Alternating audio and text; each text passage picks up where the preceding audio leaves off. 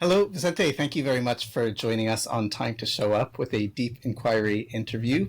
And we usually like to start these interviews by asking you, in a relatively brief way, uh, what life circumstance brought you to this moment right now where we're having this conversation? Right. So, what kind of fell into place where you're looking for something to get from this particular conversation? How'd you get here? Mm. How did I get here?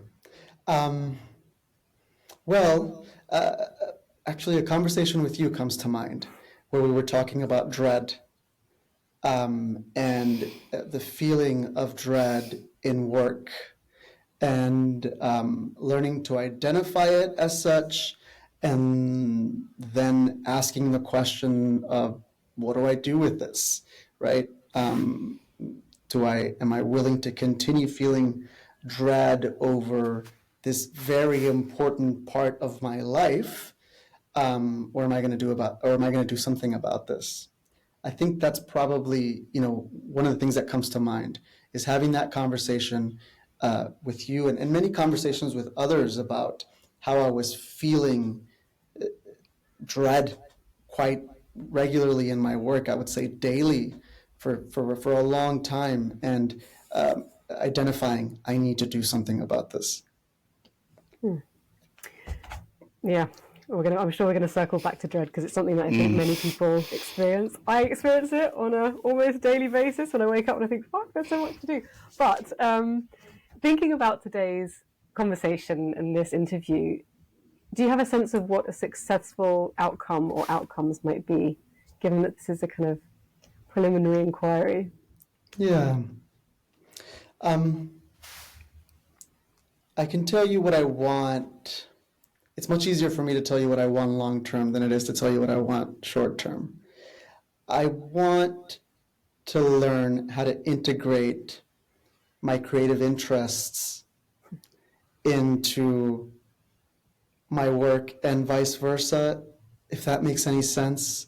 Um, um, I think that for a very long time, I have thought of work, I should say paid work, as a thing that maybe existed separately from my creative interests. And I think that dichotomy, that separation of those two worlds is, I don't know if unhealthy is the right word, but it isn't serving me anymore, you know? And so I think long term, I want to learn how can my passions, my creative interests, um, uh, the things that I've always wanted to do but wasn't quite sure about, or maybe thought, well, those things I can't make money off of that. Um, how can those start to integrate more with the stuff that does make me money? The stuff that the day to day that allows me to survive in this system that we're all in. So success would look like a kind of a mapping, it sounds like, about how you could incorporate that creative, more fun, alive drive into making a living. Yes, Something like yes, yeah. that. Okay. Which I should say is an ongoing is an ongoing exploration of mine in my own therapy. Um, I'm training as a therapist. I'm in my third year of a master's in psychotherapy. I've been in placement, seeing clients for over a year.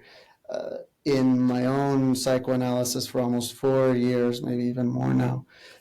And it feels like the last few months, especially since making a big decision to leave my job over the summer, take a break, and find new work. It's all been happening over the last few months. It's all been coming together. An exploration of understanding my needs, understanding the things that I have been ignoring about what I really want from work, or maybe not paying attention to, maybe not necessarily ignoring, but not paying attention to. But also discovering a sense of responsibility that I have over what I do, right? And confronting the fears, discovering or rediscovering or understanding that sense of really autonomy that I have over what kind of work I choose to do, for whom I work, where I work, how I work, what kind of work I will and won't do, instead of, being a little bit on autopilot. Yeah. Right. Well, look, you'll be familiar with this from your therapy training and your own therapy and all that kind of stuff, right? So our contract with you is to invite you to participate in this deep inquiry interview with as much openness and honesty with yourself and us as you feel comfortable doing, and that we will hold the space, hopefully, to direct you towards that kind of nexus that you're kind of identifying there. Thank you very much. So if you're up for that, Natalie's going to kick us off. All right, I'm up for it. Right. So I suppose one of the things that I'd be most interested in identifying first is, and you mentioned autopilot and you mentioned dread. Mm-hmm. And I'm curious if you can maybe tell us a little bit more about either or both of those things so we can start to map out what's blocking you and perhaps what unblocking that might entail. So yeah, so what's those autopilot and dread? What do those things mean to you?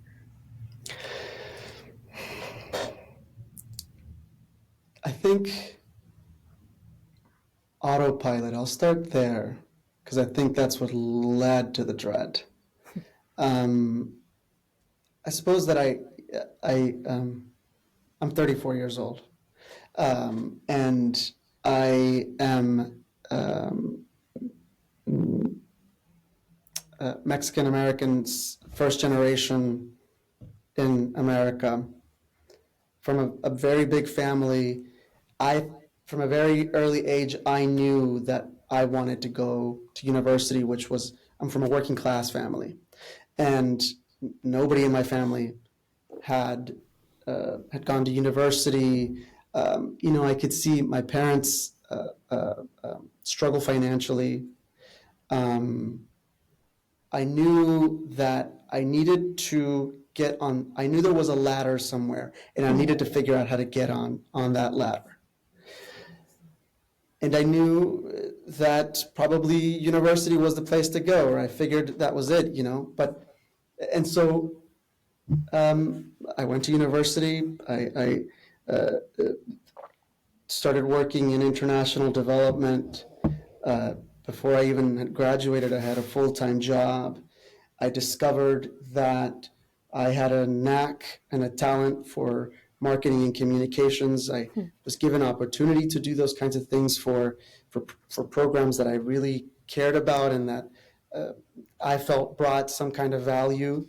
And this was specifically in international development, international agriculture.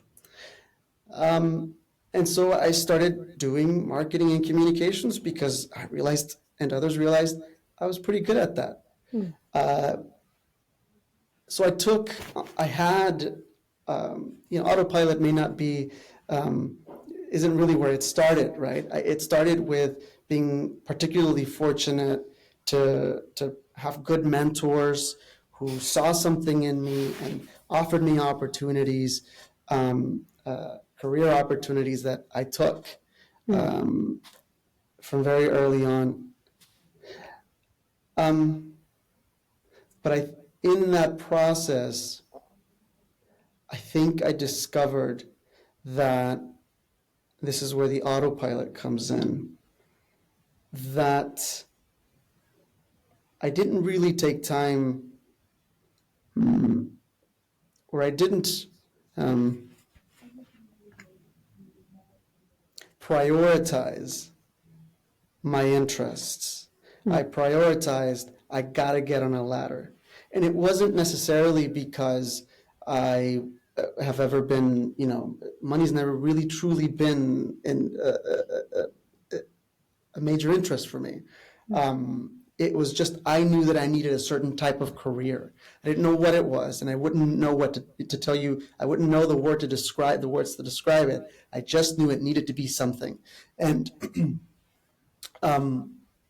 and it needed to look a certain way.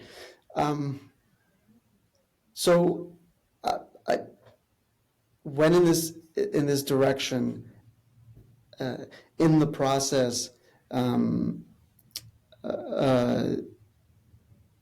ignoring other interests.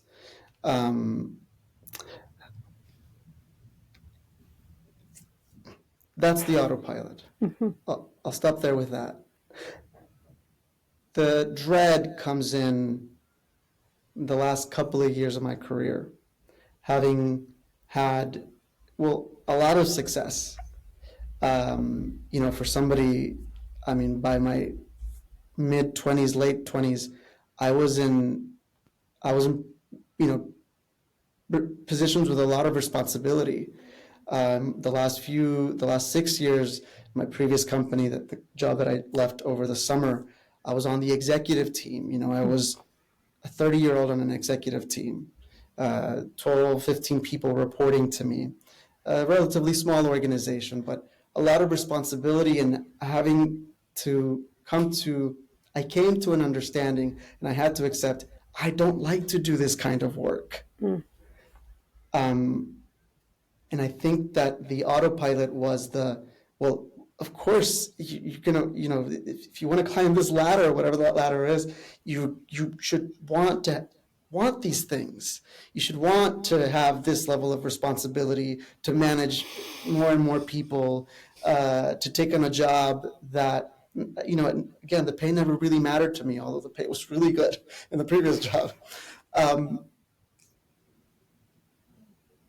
You should just want these, but why don't I want them? What is this feeling that I feel every morning with having to, for over a year or however long it was, with having to go back to this kind of work, with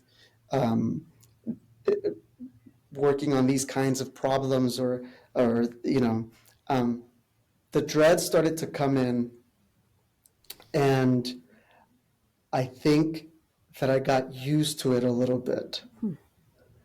The feeling of dread, you mean? You got used to that? Yes. Yeah. So you came to it sounds like autopilot became dread, in a sense, like autopilot was doing a job, and because there wasn't sufficient interest in some kind of way, it wasn't nourishing in a particular kind of a way, despite it checking a lot of boxes for you, became an experience to be endured, to the point at which you decided to rethink it. Yeah, that's right. Yes. And you don't want to endure it anymore, and that's why we're here. Or yes, you're ahead of that because you gave up this job, right? Already. I did. Yeah, I think it was just around the time when I responded to the call from you guys that I think you must have posted on LinkedIn, Aaron. Okay. I responded to that, and it was around that time when things started to fall into place. I started to make decisions. I started to also understand some of the relational dynamics at play. And yeah, I made a decision, and I'm really happy with it, to be honest with you. Good.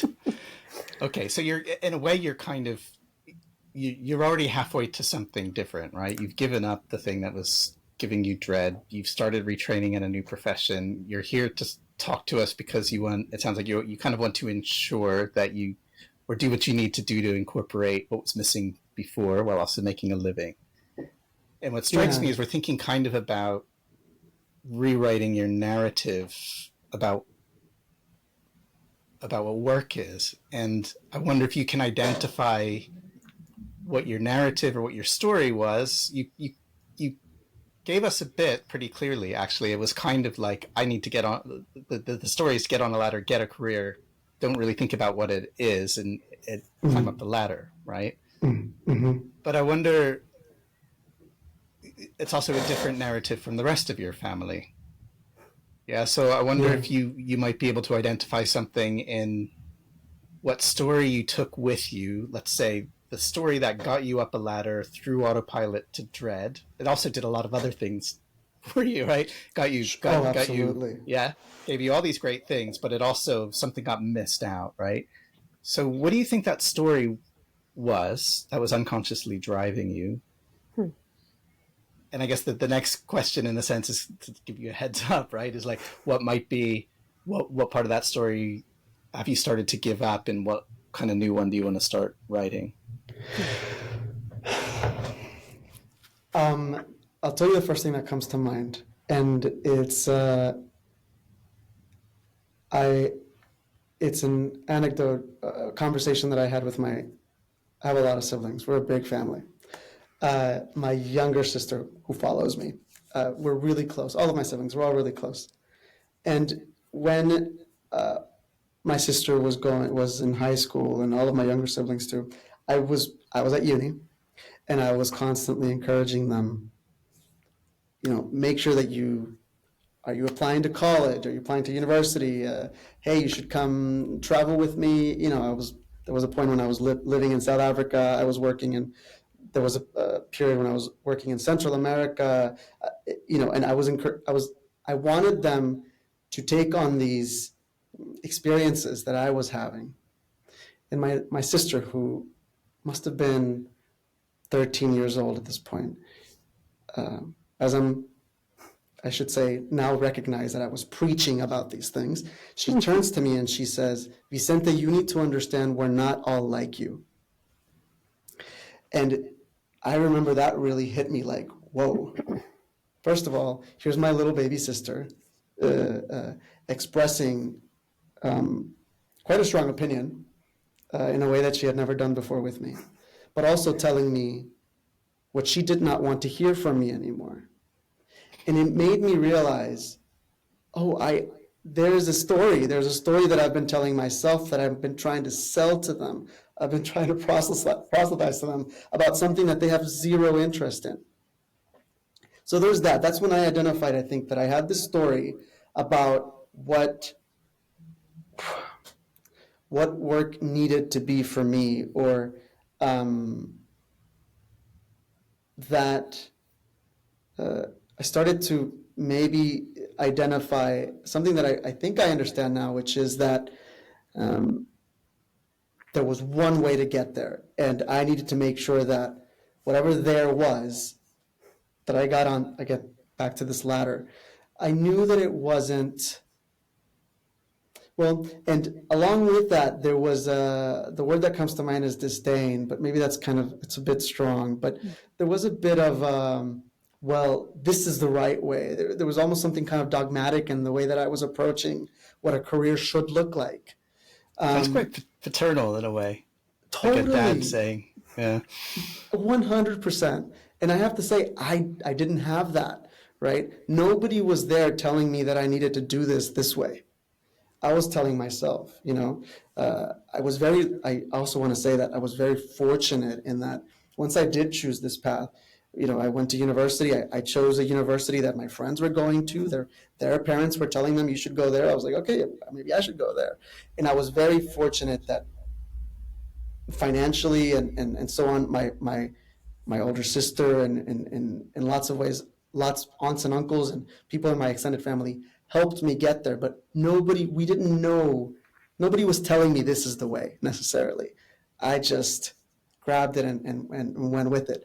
But there was a part of me that was like, well, this is the only way. There's, and a learning that I've had, just in the last couple of months, I went to visit my family in December.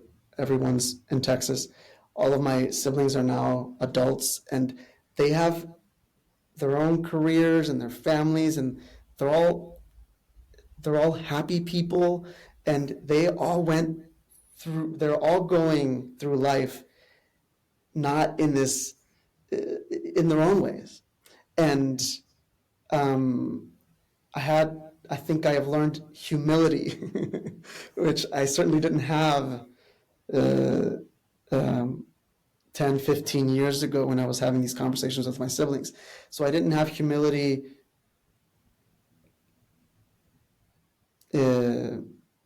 towards them and the way that they were approaching life, but I also didn't have it towards myself.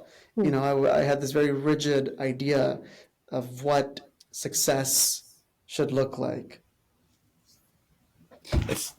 It's really interesting because you're opening up this idea that Natalie and I've seen a lot in these interviews, right?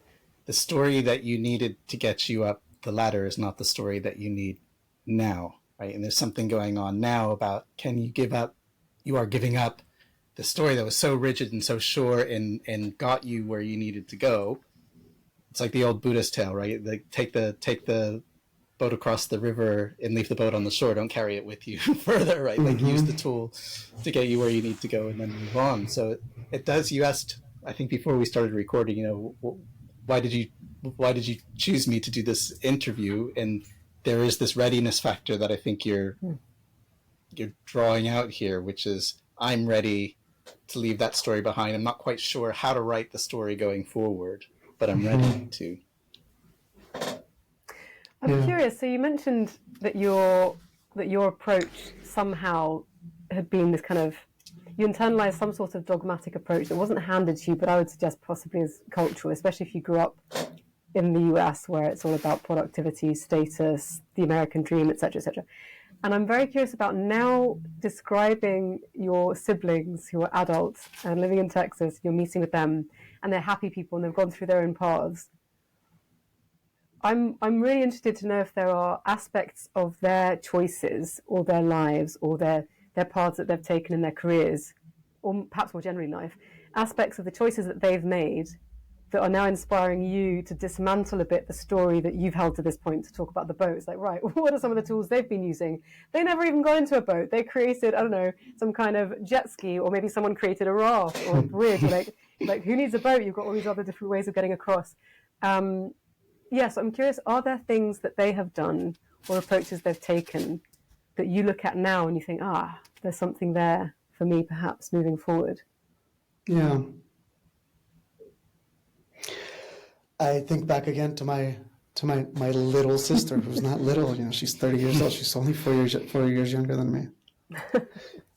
But I've always, you know, I've been always very protective of her, and she chose family. She didn't want a career. She didn't want, you know, there was a time in her life when she explored a few things, but what she really wanted and what she chose was to have a family and to be a full-time mom. And she has a side business as a photographer. She's a wonderful photographer, by the way. But she chose that, you know, it's a thing. I used to tell her, you don't want to be that. You don't want to grow up. I used to actually say these things to my sister. You don't want to be that, to grow up and one day be like, you know, that's all you were, a mom. Wow. And actually, that's what she wanted. And she said it to me. That is what I want. And she has it, and she owns it. And there is such a beautiful thing, because it is beautiful, about the fact that she chose that. She wanted to form a family and to raise children. That was the job that she wanted in life. So what's the job that you want? Sorry, go on. I was just going to ask if your story that gets you on the ladder doesn't include the allowance for liking things or having interests in things that don't point up the ladder, right? So you almost like it's not allowed. Yes. It's like a cop-out. Not allowed. Yes. Yes, I'm starting to understand that. I think the thing that I've always, since I was really young, I've always loved the arts in general, but music, and I was obsessed with television since I was a really, really young kid. The theater throughout my high school years, and I was always in, you know, bands and choirs and theater groups, and I've written poetry since I can remember, and lyrics, and you know, all of these things I stopped doing. Probably I've been in the UK for about 10 years now, probably my second year here, when it's hard to point at what happened exactly. but I suppose it was as my responsibilities at my paid work were increasing, my sense of, the only word that comes to mind is entrenchment in, I'm climbing this ladder, and I sort of maybe feel like, well, I can't bring all this other stuff with me too. All of my creative interests, I put those, and I know that it's an excuse. I know it now, but there was a sense of, I used to be able to, I had an idea for a poem, and I would sit down and it would just flow out of me. And there was a period over the last 7, 8 years where that just stopped happening. And it's not, I don't know if it's not just writer's block, but I do feel now, over the last few months, a sense of responsibility for that in a way I allowed that to happen, or rather, knowing that it had happened, I didn't do anything to change it. I didn't do enough to change it. Well, who cares? That's not going to pay the bills, or that's not going to get me whatever. I don't think these were all conscious thoughts. They were just there. Something has happened in the last year or so that I think has a lot to do with having been in psychoanalysis for a few years now, but my training as a therapist. I feel like I'm a tree, and someone sort of shaken me like this, and things have started falling out that needed to come out. I don't know if that's a analogy there, but I've started to feel that creative fire again. I've started to carry a notebook around again, and I'll sit down and I'll write, and a poem. Not most of them not particularly great, but they come out. They're there. I started to feel that fire again in a way that I hadn't for many years. That's so exciting. This is another theme in these podcasts. Have you noticed that there's a lot of people talking about their creativity, the embodied sense of, moving through things, or imagination? There's a quote that I came up against recently that is attributed to Einstein, but who knows, because people attribute all kinds of things. And it's something about imagination and knowledge. And I wanted to just share this, because the quote goes like this: "Imagination is more important than knowledge. For knowledge is limited, whereas imagination embraces the entire world, stimulating progress, giving birth to evolution." And I was just thinking about you and the tree and Newton, like the apple hitting us, and the fact that when you shake stuff out, sometimes we wake things up.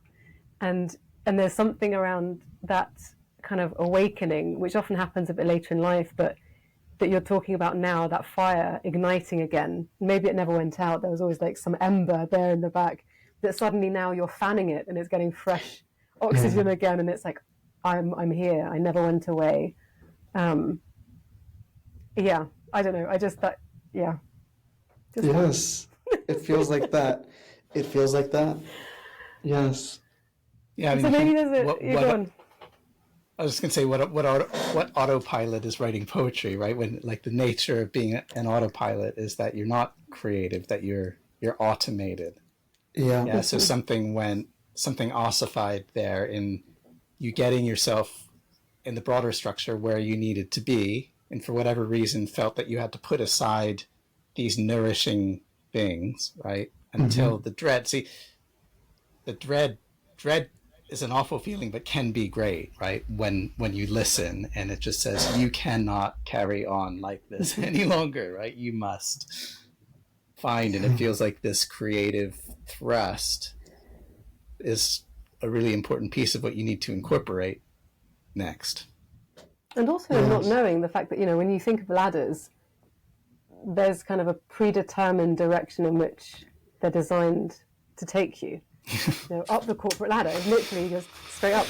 And actually, you mentioned about kind of not being able to carry all these things as if in a backpack, if you like. And I think that's, maybe that's true, that the higher you go up, the heavier it gets. But back to the analogy of the boat and the waters, there are other ways to move around. And so I'm wondering, maybe now's a good question to ask, what do you sense success actually means for you in an evolving way? Like, if it's not the thing that you thought it was, what does it start to become? Mm-hmm.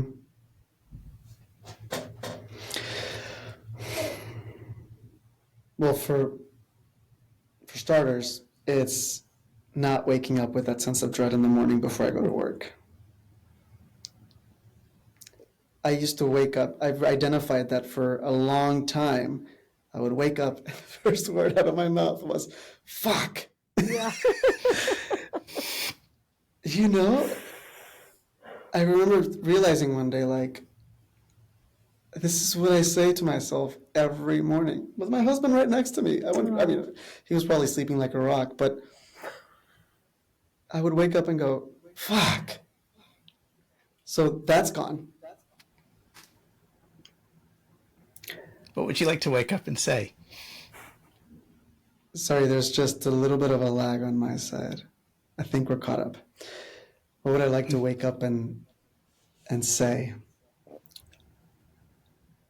Well, so I've been thinking about this over the last few days. My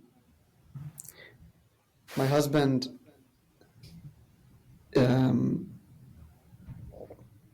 loves to cuddle in the morning. Loves it. And for him, if he doesn't get like a solid 30 minutes of cuddles in the morning, it's not a good morning. That's some solid snuggling right there. Seriously. Yeah. Oh. I considered it an element of my personality that I'm one of those people who's like not a morning person. Like, don't talk to me until I get my coffee or whatever. And the last few days, he hurt his knee, and he was really needy. You know, if I hurt my knee, don't talk to me, don't touch me. You know, I want to go in my own little corner. He needed care. And I started to identify, what if I woke up and wanted and desired the snuggles for 30 minutes the way that he desires them? What if I wanted this every morning? Or what is it like to, because there have been times where in autopilot isn't just in the work sphere, it's in my relationships with others, where I could see myself sort of going through the motions, well, he needs 30 minutes in the morning, so I'm just kind of like, can I be there and enjoy it as much as he's enjoying it, and to need it and to want it and to desire it as much as he does? Vicente, it really strikes me that if your story is about a ladder, without overstretching the metaphor, right, then there's always a climb, there's always something to do, which is to climb the next rung, right? Which doesn't involve a lot of presence. Like, in its very nature, it doesn't involve just being a mom or being with family or writing a poem if it takes you. Mm-hmm. So I'm reading into this. I would say, it's not necessarily, though it's a great one to wake up to. It's not necessarily the half-hour snuggle, but it is about waking up and being present and not off to the next rung. And I think autopilot similarly is about, logging the next, the next set of operations, right? Where actually there's just something about being that your sister represents and being that your husband represents that you might find difficult because it doesn't contribute to this productivity story that I think you've got going on there. 100%. And I think in part learning that from my training as a therapist, right? Where the thing that I bring to my clients, if nothing else, is my presence. And if I can't be there with them in that moment for those 50 minutes, then no matter what interventions or interpretations or suggestions I make, none of it is going to work. All the other tools in my toolkit, my therapist toolkit, aren't going to work if I don't give them my presence. And there's another thing there also about that I'm starting to learn, that I'm learning from my training and from my time with my clients about, which I find also brings me that anxiety, borderline with dread, in my work, my paid work, about feeling like I need to be the expert. There was something about this in your first interview of this series that I was like, oh, yes, that's how I feel. And it's this feeling of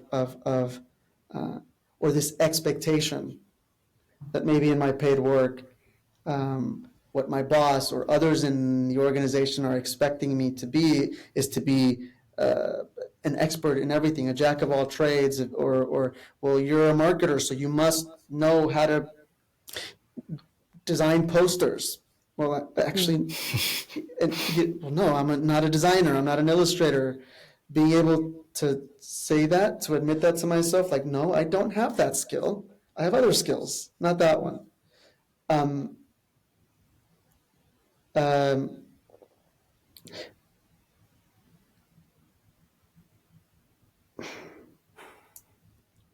In work with clients in therapy, one has to learn that one is not the expert, right? And you have to be comfortable with that. And there is such, I get such a beautiful sense of freedom from that. It took me a while, and I will tell you, in December, I was with a client that I was really worried about. And it took me into crisis mode. And I felt like I needed to stabilize this client, and I needed to do something for this client, and I needed to quickly learn how to, well, I don't know how to work with this kind of trauma, and I've got to go and read all of the literature on this, and I'll just write my academic paper on this because it'll teach me something. And my therapist said to me, why do you think you need to stabilize this client? What makes you think that that's your responsibility? So learning, an ongoing learning of, you don't need to be the expert, and it's okay for you not to be the expert. Can you learn to start letting go of that? So seeing that we're moving into the latter part of our interview, we want to make sure we kind of get into what you can do about that. I think that the question is, what kind of risks might you be prepared to take in doing stuff differently this time, maybe around how you handle not knowing, or, you know, if you want this to shift the direction you're looking at, what kind of actual risks might you take?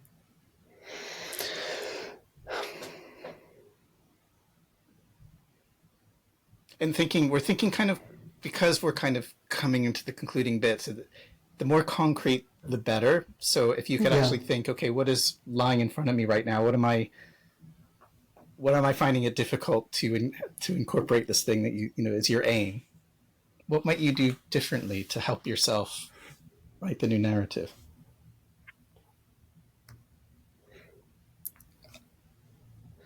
One thing that comes to mind is making time. Maybe that's an easy one, but it's what comes to mind. Well, it's not easy because I'm not doing it, right? Or I haven't been doing it. Natalie's going to send you to dance class in a second if you're not careful. I need to send myself to a bloody dance class. What's the time thing? God, it's not about me. You sent it. Wait, now you have to explain that. Is it a scheduling issue? Well, we've had several people who want to incorporate creativity in their lives, and they end up leaving these interviews signing up for dance classes. And that sort of Is that right? Yeah. I think I remember something about this in the first interview. And Aaron, you said you were signing up for dance class because you're a dancer. I'm just kidding. No, you didn't say that. Oh, yeah, we know. Give a look of sheer horror on Erin's face. Like, what? It's like, did I Maybe we say need to that? send you to dance class. But wait, you were saying something interesting about time, that you said it should be easy, but it's not. What should be easy, but it's not? I mean, like it's not. It should be easy, but rather it's a. Okay, it's low hanging fruit, right? I need to make time for my creative pursuits. You know. Okay, so wait. I'm going to pause you right there. Yes. What time do you need, and for which creative pursuits? Like, if someone was going to gift you an extra hour of the day, in which the whole world was just on pause, like everything just pauses magically for a period of time, and during that time, the only thing that you can actually possibly do is the thing that you really want to do creatively. How much time would it be, and what would you be doing? I would say 2 hours completely alone, just writing poetry. Okay. Where can you be completely alone?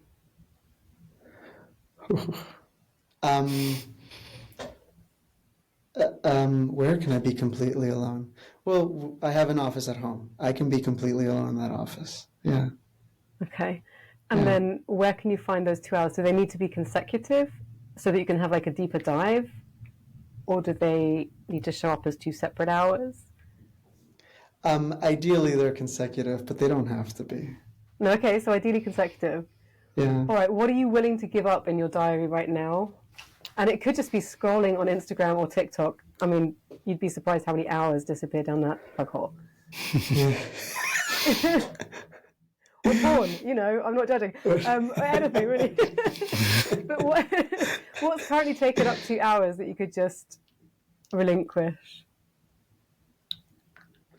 I'm lucky in that when I deleted TikTok almost 2 years ago, I haven't re-downloaded it, and when I go on Instagram, it's only a few minutes at a time. So I'm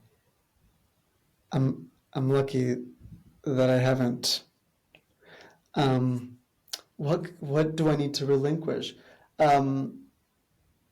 Lying on the couch at the end of the day, I suppose. Yeah. At the end, it's not that I have a lot of time to do that, but Hang on, let me ask you another question. When you think back to previous times when you feel most in flow, wanting to create, where something's just asking to pour out of you, do you notice that there are certain periods in the day where that feeling is strongest? Which feeling? That feeling of, I just want to write. Or, I just wish I had the time right now to just sit down and write and everyone can just, bugger off. Mm-hmm.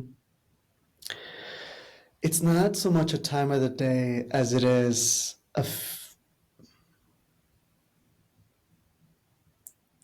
sense that I have a little bit of control over how I spend my time, if that makes any sense. So what stops you controlling your time? Sorry, I'm digging for gold here. No, you're doing good. It's good because it's concrete, right? And I think this is where you run into the narrative, right? Because I think there's probably still a part of you that will identify, well, if it's not getting me somewhere, then maybe it's not quite. It's hard to prioritize time to sit 2 hours and write poetry, right? When it might not go anywhere. Right. I think that's a lot. So on the one hand, I think you're going to have to confront that. Like, if it becomes a priority, you'll make the time for it. So you have to kind of allow it to have a priority that it used to have. Yeah. And 2 hours, I think, is a lot. So you might have to build up to that. But I think we're really on the right track here, that somehow when you're constructing something that's not autopilot and that is protecting against dread, there needs to be enough nourishing creativity in there that you have to take because it's not going to come.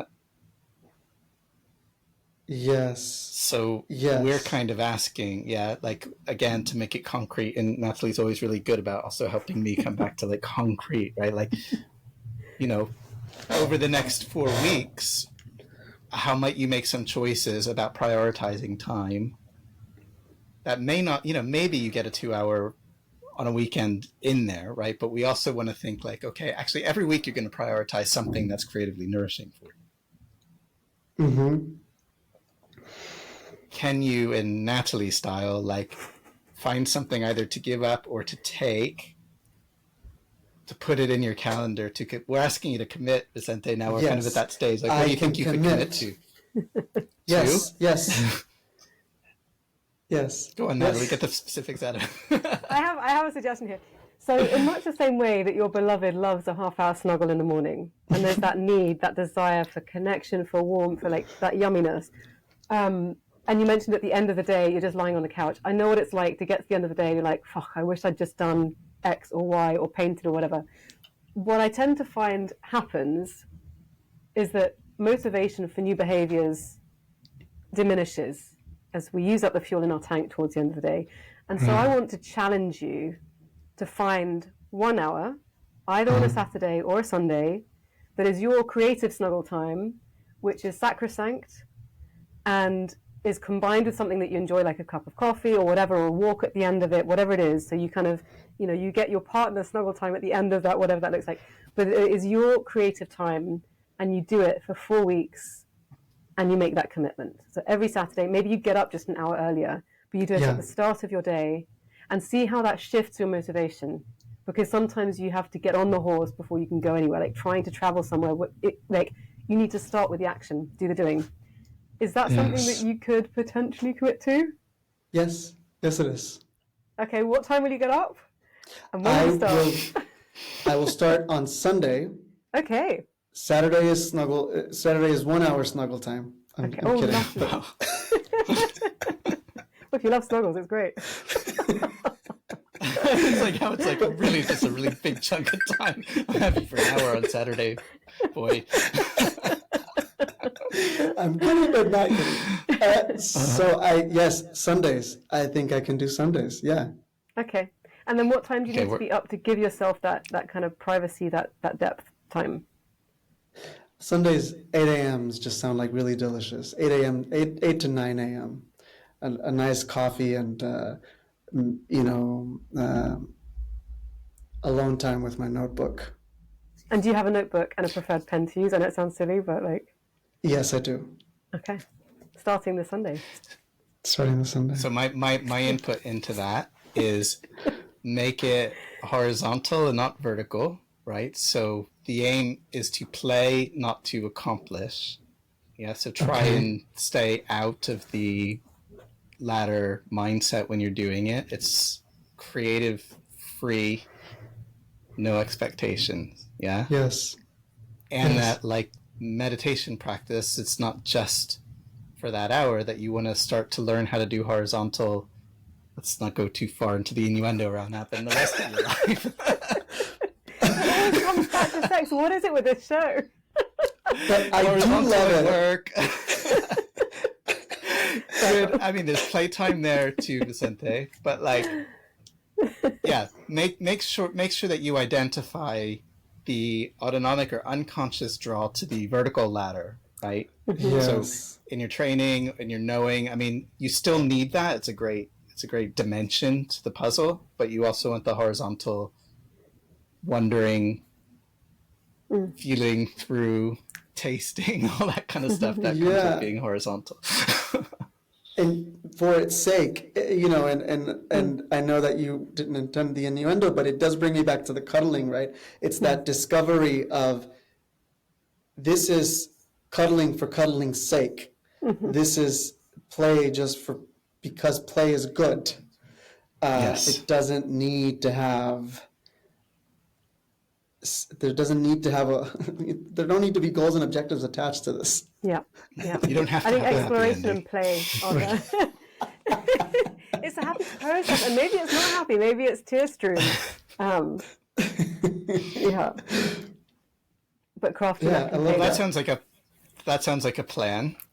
Yes. We now have a kind of a series of quicker answer questions as we kind of close out. Unless am I missing anything, Natalie? This is we got to the we've gotten to the quick fire session. So I'll ask then, after that kind of dramatic crescendo towards lots of commitments and all the rest of it, how are you feeling about where we've ended up in this conversation today? I feel great. It's lovely to feel like you guys are interested in what's happening for me. Like it's really nice. It's nice to talk about it at length. And I feel good about, I don't really like this word because I think it's like overused, but accountability. There's something here where like, well, I know Natalie and Aaron are going to be asking whether I've stuck to my commitment. And so I like that. Good. Excellent. So thank you both very much. I appreciate it. Thank you. So given what we've discussed, what would be your biggest worry or fear that might get in the way of you meeting your commitment, the small commitment, but also the bigger commitment of incorporating this kind of more joyous creativity into your professional life? Oof. The first thing that comes to mind is the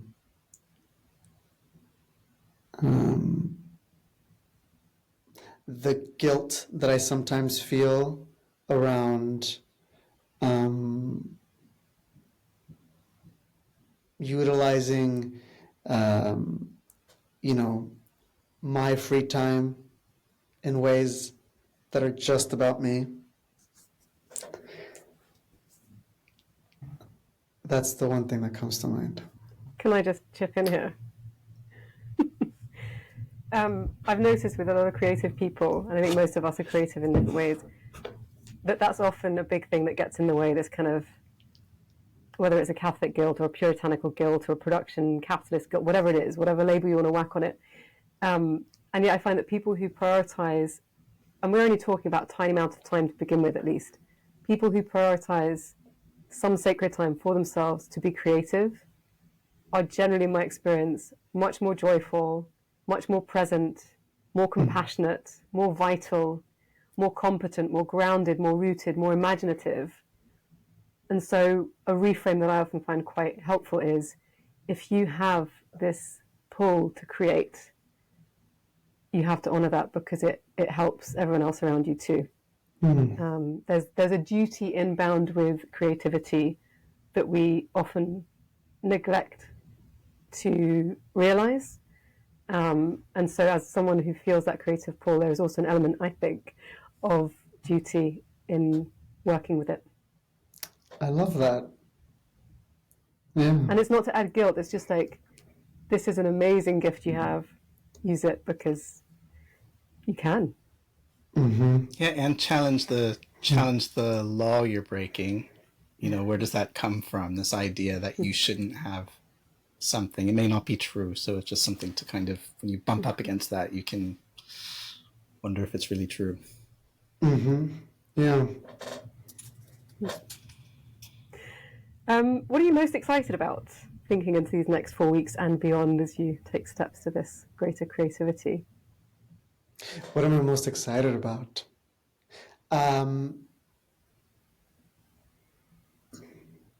Well, I've been rediscovering my old writing.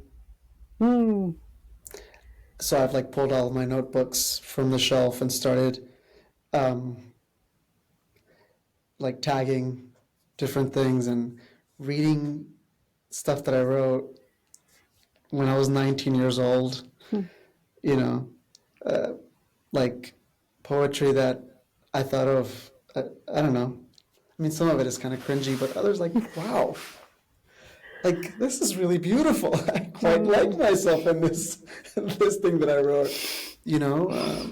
Reading about what I was feeling. At 19 years old, I was coming out of the closet, and I was writing poetry that was about how scared I was. Right in the months before coming out of the closet, I was writing poetry about the fear, but also the the desires that I was denying myself. You know, what it felt like to be in the closet. I was actually literally writing in a closet. I lived in a townhome that had my bedroom had a huge closet, and so I'd made it my office. Wow. And I would write in the closet. That's so poetic in itself.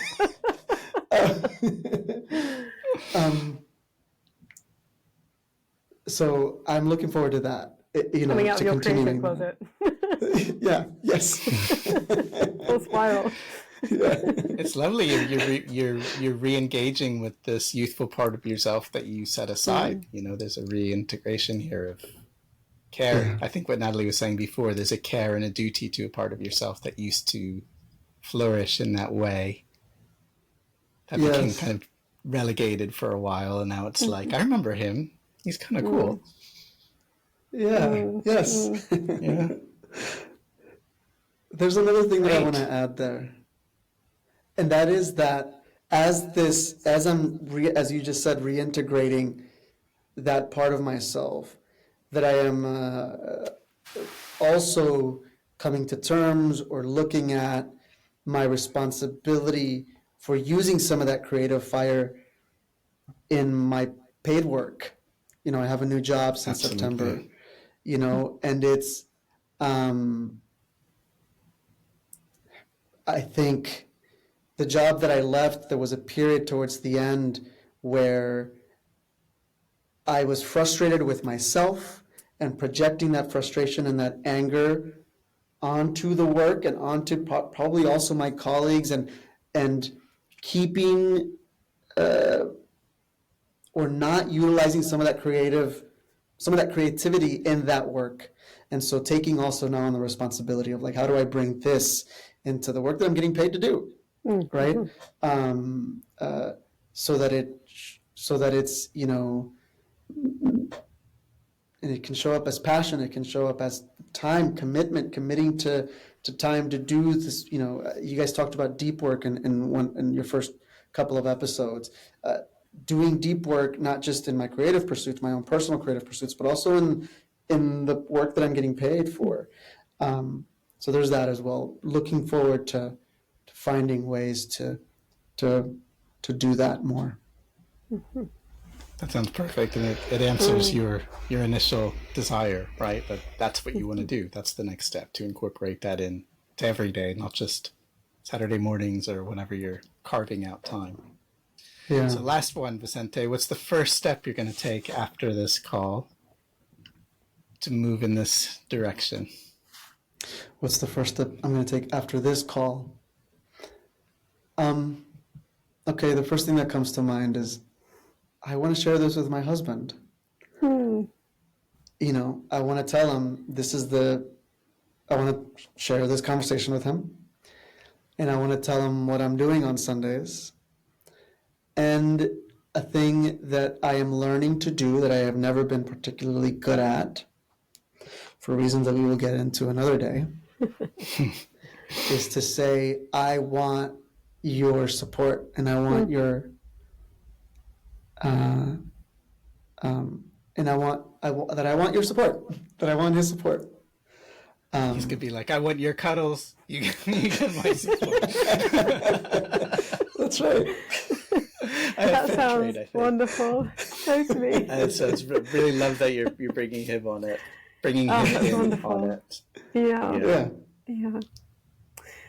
Well, Vicente, we are definitely going to be back in touch to see how the commitment has gone 4 weeks from now, which will be at the end of Feb. All right. Thank you for taking the time to show up and be so candid and open and heartfelt with us. It's been a pleasure talking with you. Thank you guys so much. Thanks for the invitation, and thank you for having me. I appreciate it. It's been wonderful, and we will definitely look forward to catching up and seeing how having you share some of that poetry with us. And Yes, please. everybody. No, I'm joking because we're not doing it for an outgo. But yeah, okay. We'll take it. We'll see what happens in February then.